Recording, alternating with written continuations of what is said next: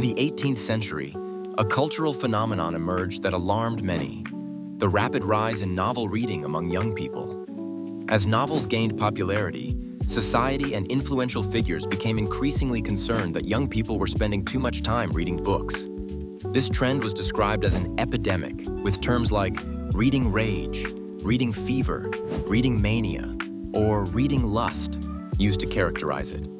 The surge in novel readership was seen as a threat to traditional values and social order.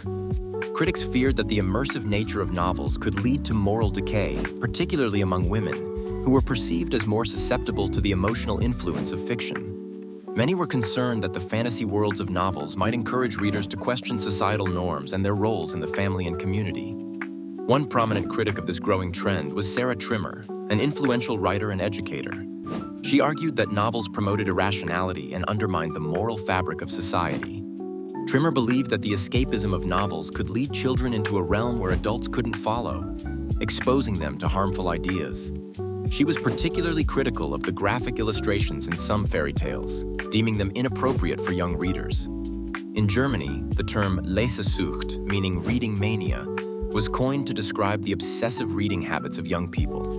This concern was not confined to Germany. Across Europe, reports circulated about the alarming spread of what was seen as an epidemic of reading. The moral panic over novel reading in the 18th century reflects the same fears we see today about the impact of new forms of media consumption.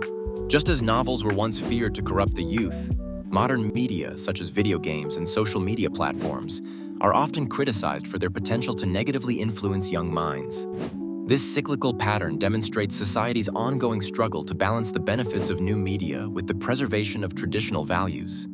Despite the criticism, the novel continued to evolve and flourish, eventually becoming one of the most significant forms of literature.